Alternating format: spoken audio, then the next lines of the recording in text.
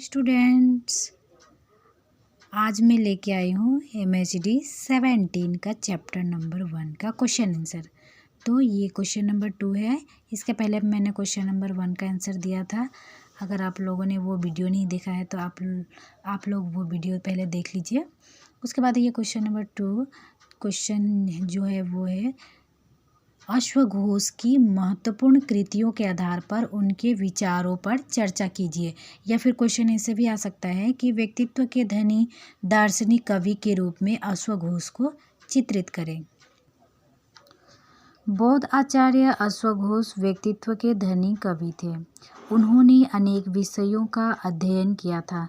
अश्वघोष को चारों वेदों, वेदांगों, षड्दर्शन, रामायण तथा महाभारत, पुराण, धर्मशास्त्र, राजनीति, कामशास्त्र, काव्यशास्त्र तथा व्याकरण का अच्छा ज्ञान था। बुद्धचरित एवं सौंदर्यनंद अश्वघोष की सर्वश्रेष्ठ कृतियां हैं। इन कृतियों से अश्वघोष के व्यक्तित्व, उनकी कलात्मक अभिरुचि एवं उत्कृष्ट सौंदर्य शास्त्रीय मान्यता, पांडित्य, समन्वय तथा दार्शनिक मान्यताओं आदि पर प्रकाश पड़ता है। अश्वघोष को वेदों एवं उपनिषदों का भी अच्छा ज्ञान था। अश्वघोष ने अपने महाकाव्य सौंदर्यनंद में सोम रस पान का उल्लेख किया है, जो अश्वघोष के वैदिक ज्ञान को अभिव्यक्त करता है। बुद्धचरित के 12वें सर्ग में अलार कलाम द्वारा गौतम बुद्ध को दिए गए उपदेश का उल्लेख है। यह महाभारत के सांख्य सिद्धांतों की शिक्षा से मिलता जुलता है। महाकवि अश्वघोष पौराणिक ज्ञान से भी परिचित थे। बुद्धचरित एवं सौंदर्यनंद महाकाव्यों में अनेक ऐसे व्याख्यानों का उल्लेख किया गया है जिससे यह सिद्ध होता है कि अश्वघोष को पौराणिक विषय का भी अच्छा ज्ञान था। अश्वघोष ने अपनी रचनाओं में स्वर्ग, इंद्र, ययाति, नहुष, रंतिदेव, ऋष्यशृंग, गौतम, परशुराम, विश्वामित्र तथा पराशर जैसे पौराणिक पात्रों का उल्लेख किया है। अश्वघोष तार्किक चिंतन के महाकवि थे। अश्वघोष तार्किक चिंतन के महाकवि थे। उनके तार्किक चिंतन की पद्धति सामाजिक जीवन के अनुभव पर आधारित है। अश्वघोष को भगवद गीता के बारे में भी जानकारी थी। अश्वघोष भगवद गीता से अत्यंत प्रभावित थे। भगवद गीता की भी भांति अश्वघोष ने अपने ग्रंथ सौंदर्यनंद की रचना भी 18 सर्गों में की थी। सौंदर्यनंद काव्य भी भगवद गीता की भांति गुरु शिष्य संवाद रूप में है। जिस प्रकार भगवद गीता में भगवान श्री कृष्ण अर्जुन को कर्तव्य पथ से विचलित न होने का उपदेश करते हैं, उन्हें कर्तव्य पथ पर स्थिर करते हैं, उसी प्रकार सौंदर्यनंद काव्य में भी भगवान बुद्ध कुमार्ग पर प्रवृत्त नंद को सन्मार्ग की तरफ प्रवृत्त करते हैं। अश्वघोष के सौंदर्यनंद महाकाव्य में कर्म योग, अभ्यास योग तथा इंद्रियाणींद्रियोर्थेभ्य जैसे पदों में भगवद गीता का प्रभाव देखा जा सकता है। सौंदर्यनंद काव्य के 13वें सर्ग का इंद्रियाणींद्रियार्थेभ्यो निवारयितुमर्हसि भगवत गीता के इंद्रियाणींद्रियार्थेभ्य से पूर्णतः समानता रखता है, परंतु सौंदर्यनंद महाकाव्य भगवत गीता से भिन्न भी रखता है।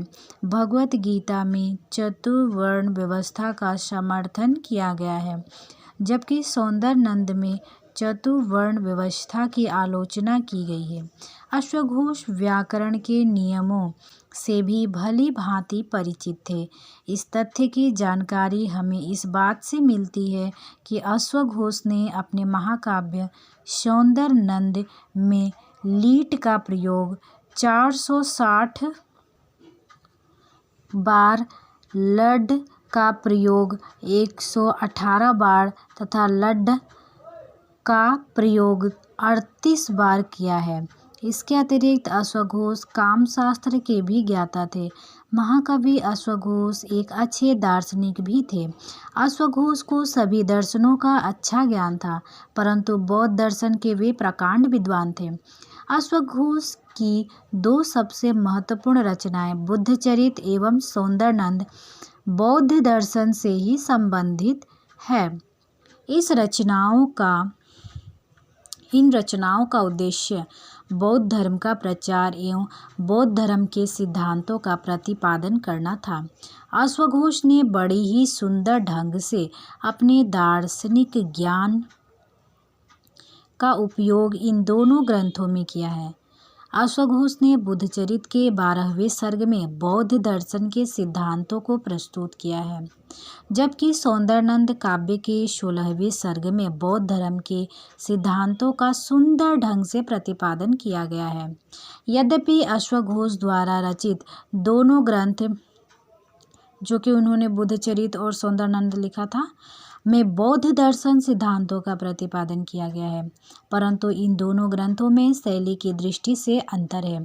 बुद्धचरित में दार्शनिक सिद्धांतों को विशेष पांडित्यपूर्ण पारिभाषिक शैली को प्रस्तुत किया गया है, जबकि सौंदर्यनंद महाकाव्य में दार्शनिक स्थलों में भी शैली की सरसता, स्वाभाविकता एवं कोमलता बनी रहती है।